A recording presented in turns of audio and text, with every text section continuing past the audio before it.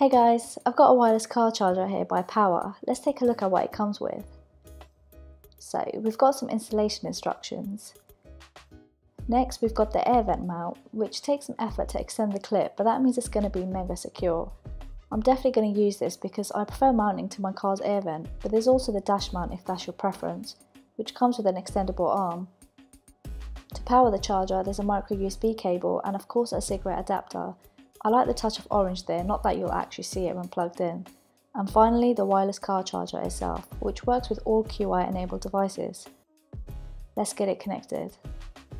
It looks really good and conveniently matches my car interior perfectly. Notice how the arms automatically tightened when I connected my phone. It's a pretty cool feature and makes connecting or disconnecting your phone whilst driving very easy.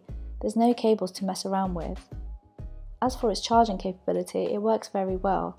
It's fast enough for a fast wireless car charger, much better than standard charging anyway, and convenient on any kind of drive as using it is effortless and lets you keep your eye on the road. I'm not sure I can fault it honestly. Wireless all the way. Powr all the way.